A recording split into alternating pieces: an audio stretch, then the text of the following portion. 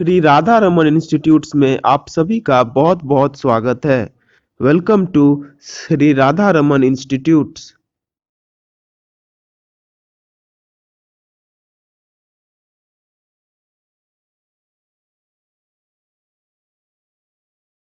तो आज का हमारा जो पहला टॉपिक है वो है Taylor's scientific principles of management. अब इससे प्रीवियस वीडियो में जो है हमने फेयोल्स के 14 प्रिंसिपल्स ऑफ मैनेजमेंट को जाना हुआ था। आज के इस वीडियो में हम टेलर्स के प्रिंसिपल ऑफ मैनेजमेंट को जानेंगे कि टेलर ने प्रिंसिपल ऑफ मैनेजमेंट किस टाइप के दिए थे, उन्होंने क्या कहा था कि प्रिंसिपल किस टाइप के होना चाहिए मैनेजमेंट का। तो इसका पहला जो रूल है वो है science not rule of thumb. Taylor insisted that in a firm efficiency can be increased by adopting scientific methods. He said that each work and the decision of doing the work should have a pre-planned scientific method, and the scientific method should be used instead of the old rule of thumb, which means that decisions are taken according to the manager's personal judgment. He said that work should be done scientifically. तो Taylor ने पहले क्या कहा? Taylor ने पहले अपने point में कहा है कि एक बिजनेस फर्म में जो भी काम होगा वो चाहे कितना ही छोटा हो, वो चाहे कितना ही बड़ा हो, वो साइंटिफिकली होना चाहिए। उसको करने के लिए एक प्री प्लानिंग करनी चाहिए जो कि साइंटिफिक वे में हो, एंड उसको साइंटिफिकली ही कैरी आउट होना चाहिए। मतलब ऐसा नहीं है कि हमने जांच करके देख लिया, वो मतलब हम तुक्काबाजी करके कोई काम नहीं करेंगे। हम जो भी काम इसमें करेंगे उसके पहले एक साइंटिफिकली हम लोग उसके बारे में नॉलेज लेंगे एंड उसके बाद जो है हम उस काम को करेंगे। टेलर ने कहा कि कोई भी काम ऐसे ही नहीं हो जाना चाहिए। सबसे पहले जो है उसको साइंटिफिकली स्टडी करना चाहिए, एंड साइंटिफिकली स्टडी करने के बाद जो है उसको कैरी आउट करना चाहिए। और ये जो साइंटिफिक मेथड है इसे हमें ओल्ड रूल ऑफ थंब। अब रूल ऑफ थंब क्या होता है? रूल ऑफ थंब का मतलब कोई अंगूठा का रूल नहीं होता है।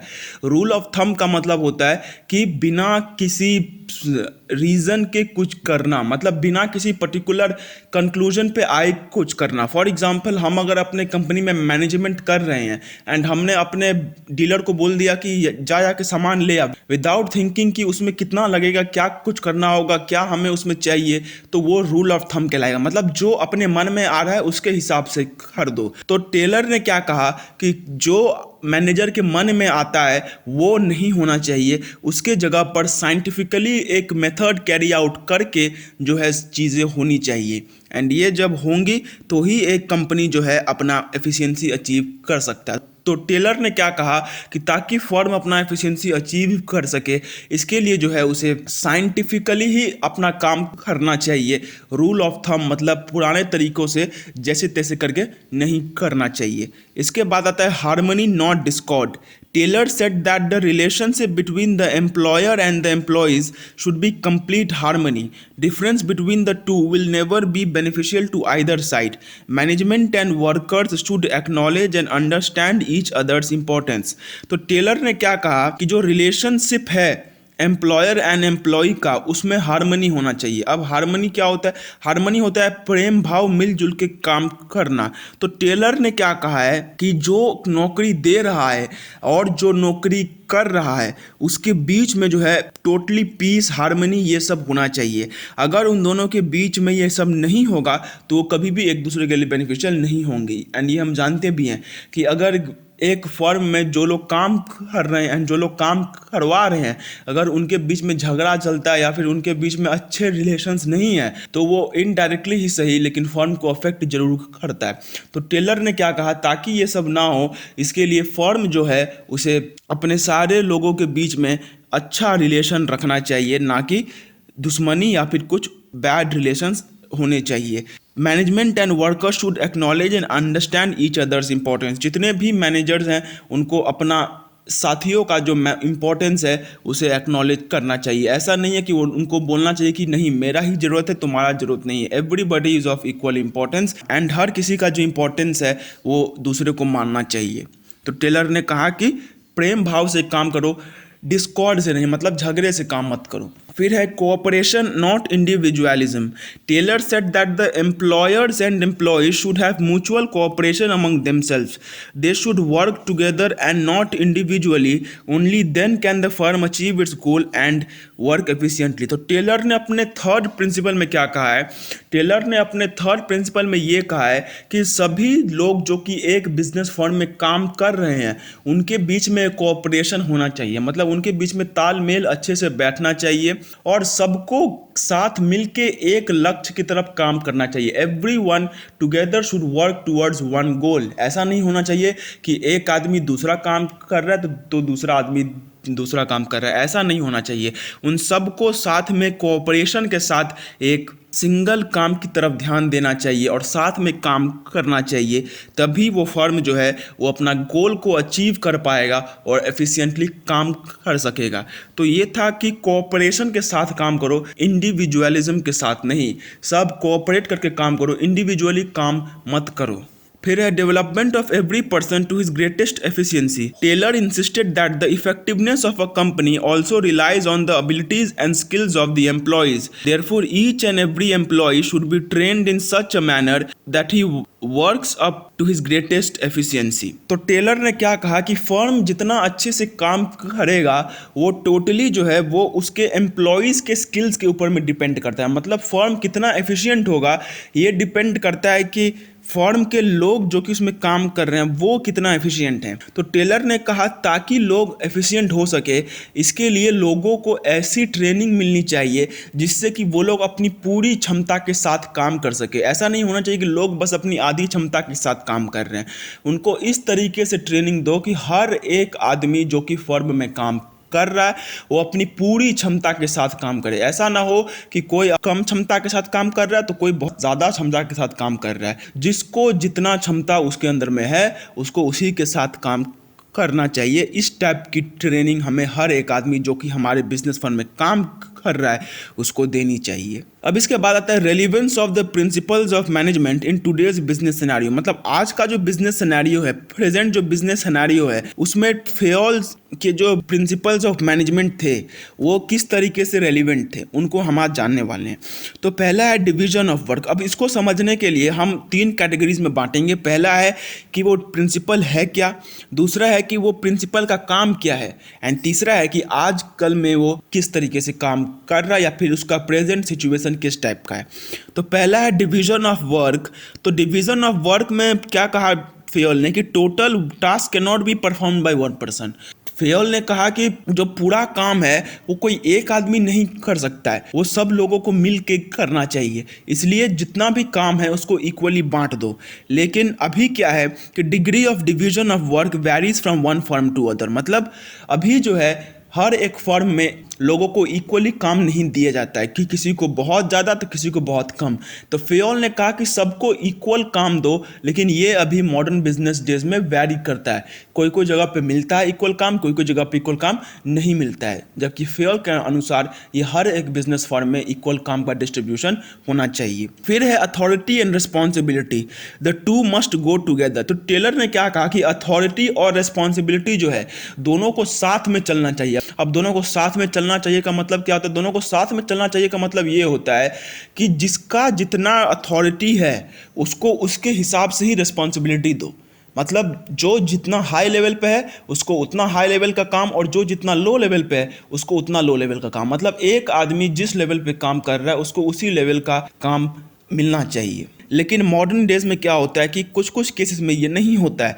कुछ कुछ केसेस में जो लोग छोटे स्तर पे काम करते हैं उनको बड़ा से बड़ा काम दे दिया जाता है, और कुछ जगह पे जो लोग बड़े जगह पे काम करते हैं उनको छोटे स्तर का काम दे दिया जाता है। सो ऐसा नहीं होना चाहिए था, लेकिन ये हो रहा है। फिर है discipline required for smooth functioning of a firm. Discipline varies from one firm to another. तो फेयोल ने क्या कहा कि डिसिप्लिन जो है वो एक फर्म के स्मूथ फंक्शनिंग में बहुत ज़रूरी है। Discipline is very important for the smooth functioning of a firm. बिना डिसिप्लिन के कोई भी फर्म अच्छे से स्मूथ फंक्शन नहीं कर सकता है। लेकिन प्रेजेंट डे कंडीशन क्या है कि ये जो डिसिप्लिन है ये एक फर्म से दूसरे फर्म में वैरी करता है। ये एक फर्म बहुत ज़्यादा डिसिप्लिन हो सकता है तो दूसरा फर्म उतना ज़्यादा डिसिप्लिन नहीं हो सकता है।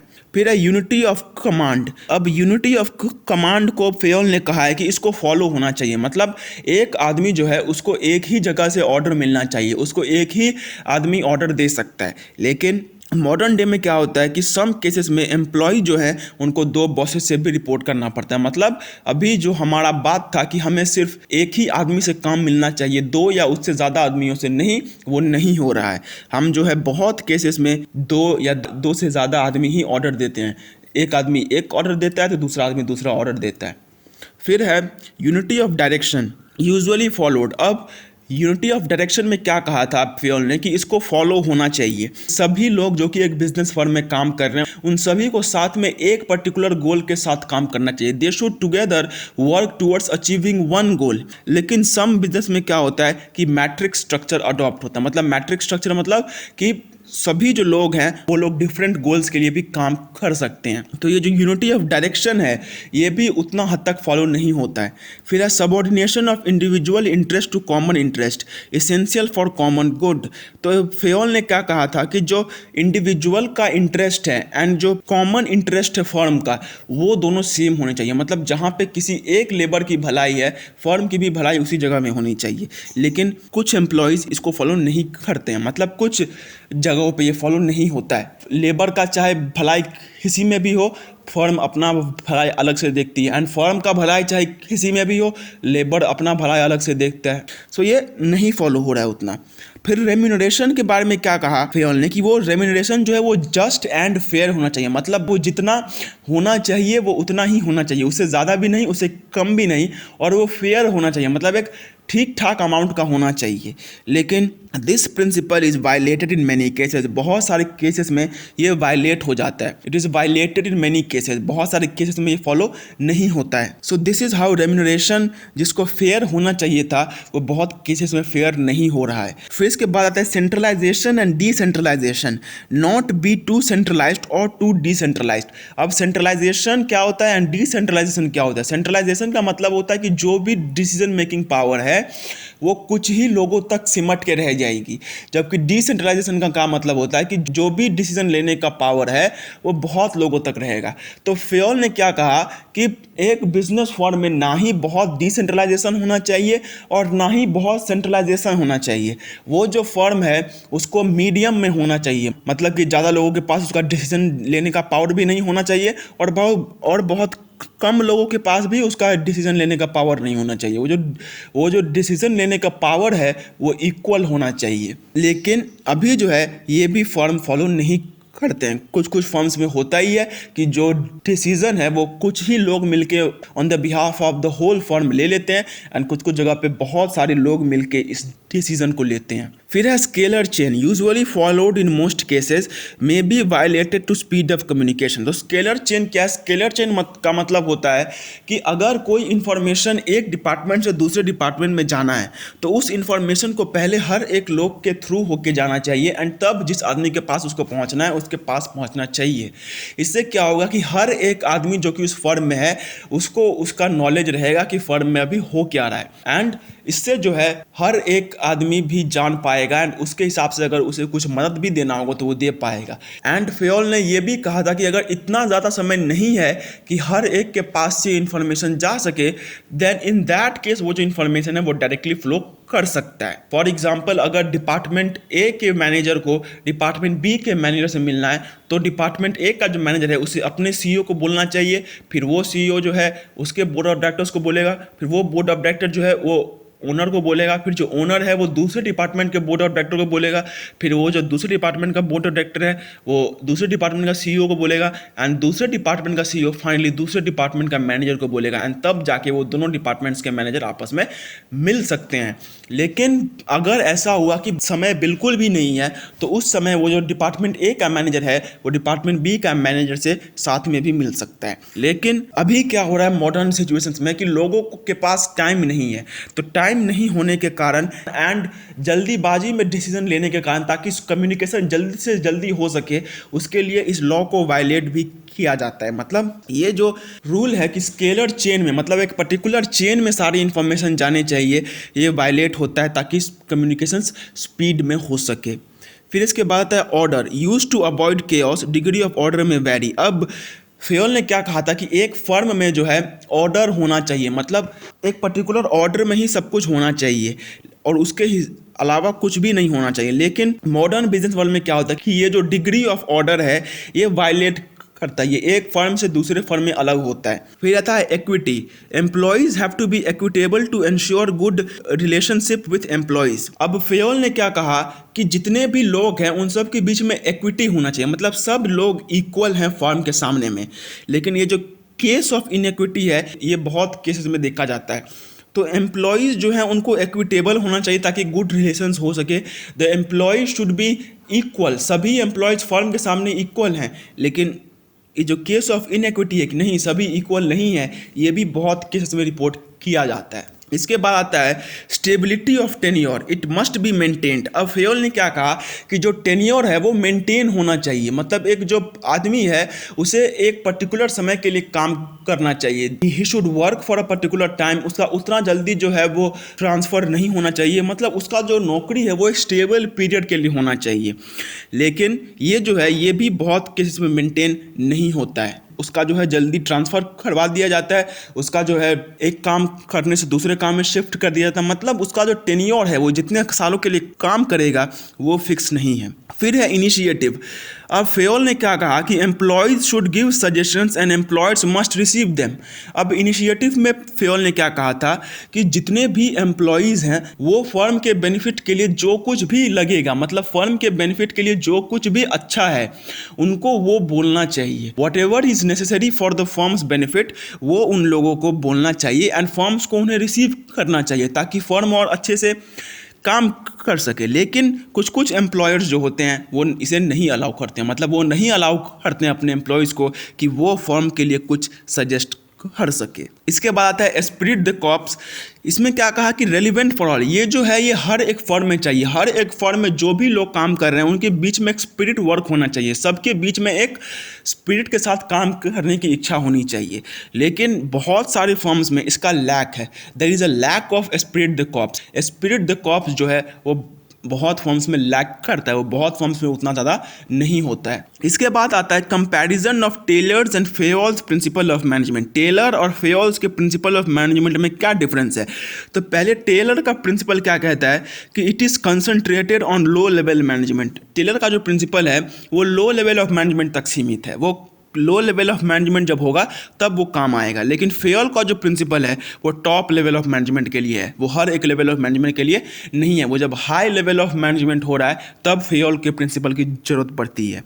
फिर टेलर का जो प्रिंसिपल है वो लेबर का प्रोडक्टिविटी के ऊपर फोकस करता है, मतलब लेबर का प्रोडक्टिविटी जो है उसको इंक्रीज करने पे फोकस करता है। उसका फोकस होता है कि लेबर ज़्यादा से ज़्यादा सामान बना सके। लेकिन फेयल का जो प्रिंसिपल होता है वो मैनेजेरियल एफिशिएंसी के लिए होता है, मतलब मैनेजर एफिशिएंसी के साथ काम कर सके वो उस पे होता है। फिर है टेलर का जो प्रिंसिपल है वो पर्सनल एक्सपीरियंस पे बेस्ड है। अब टेलर का जो प्रिंसिपल है वो पर्सनल एक्सपीरियंस के ऊपर में बेस्ड है, it is based on personal experience. लोगों के पर्सनल एक्सपीरियंस से ही हम टेलर के प्रिंसिपल्स को लाते हैं। जबकि फेयल का प्रिंसिपल जो है वो ऑब्जर्वेशन और एक्सपेरिमेंटेशन के ऊपर में बेस्ड है, that is based on observation and experimentation. फिर टेलर का जो प्रिंसिपल है वो है स्पेशलाइज्ड ऑर्गेनाइजेशन में ही ये लग सकता है। कुछ कुछ ऑर्गेनाइजेशन मतलब जो कि स्पेशलाइज्ड है जिसमें टेलर का वो फॉलो हो सकता है, सिर्फ ये वहीं पे फॉलो हो पाएगा। लेकिन फेयल का जो प्रिंसिपल है वो यूनिवर्सली एप्लीकेबल है, वो हर एक फर्म में एप्लीकेबल है, चाहे वो किसी भी टाइप का हो। फेयल का जो प्रिंसिपल है वो हर एक फर्म में एप्लीकेबल है। फिर टेलर का जो प्रिंसिपल है वो एक साइंटिफिक मैनेजमेंट कंसेप्ट है। Taylor's principle is a scientific management concept, वो साइंटिफिक मैनेजमेंट का एक कंसेप्ट है। जबकि फेयल का जो प्रिंसिपल है वो जनरल थ्योरी ऑफ एडमिनिस्ट्रेशन का कंसेप्ट है। अब ये एक एडमिनिस्ट्रेशन एडमिनिस्ट्रेशन का कंसेप्ट है, मतलब किस तरीके से एडमिनिस्टर करना चाहिए एक फर्म को, ये उसका कंसेप्ट है। जबकि टेलर का जो प्रिंसिपल है वो एक साइंटिफिक मैनेजमेंट कंसेप्ट है। अब टेलर के जो प्रिंसिपल हैं उनमें समय के साथ साथ बहुत चेंजेस आए हुए हैं, लेकिन फेयोल्स के जो प्रिंसिपल हैं उन्होंने समय के साथ उतने चेंजेस नहीं देखे हैं जितने टेलर के प्रिंसिपल ने देखे हुए हैं। तो टेलर का जो प्रिंसिपल है उसमें बहुत चेंजेस आए हैं, जबकि फेयोल के प्रिंसिपल्स में उतने ज़्यादा चेंजेस नहीं आए हैं। वो समय के साथ ऑलमोस्ट सेम ही रहे हैं, बस थोड़ा बहुत जो है उनमें चेंजेस किया गया है। सो गाइज हमारी ये आज की वीडियो यहीं पे ख़त्म होती है। एंड इस वीडियो को ख़त्म करने के साथ साथ मैं आपको बस एक ही एडवाइस देना चाहता हूँ कि आप प्लीज़ इस वीडियो पे पूरे डिपेंडेंट ना हो जाएं। मैं आपसे रिक्वेस्ट करूँगा कि आप जिस भी बुक को फॉलो करते हैं आप एक बार उस बुक को जाके पढ़िए, एकदम से इस वीडियो पे डिपेंडेंट मत हो जाइए। एंड अगर ये वीडियो को आप एग्जाम के समय में देख रहे हैं then I request you not to take this video as the only source जिससे कि आप एग्जाम में अच्छे मार्क्स स्कोर कर पाए। आप प्लीज जाके अपने कोई भी टेक्स्ट बुक हो उसे अच्छे से पढ़िए। तो गाइस आशा करता हूं कि ये वीडियो आपके लिए हेल्पफुल रही होगी, और अगर ये वीडियो आपके लिए थोड़ी सी भी हेल्पफुल रही होगी तो प्लीज इस वीडियो को एक बार लाइक जरूर कर दीजिए। और अगर आप ऐसे वीडियोस और भी फ्यूचर में देखना चाहते हैं तो चैनल को सब्सक्राइब करके बेल आइकन को जरूर प्रेस कर लीजिए। और अगर आपके कुछ भी डाउट्स, क्वेरीज या फिर क्वेश्चंस हैं उनको कमेंट सेक्शन में कमेंट जरूर कीजिए। एंड अगर आपके कुछ ऐसे दोस्त हैं जो कि इससे कुछ हेल्प पा सकते हैं तो इन ये वीडियो आप उनको भी प्लीज जरूर शेयर कर दीजिएगा। तब तक के लिए do take very good care of yourselves and bye bye and Jai Hind.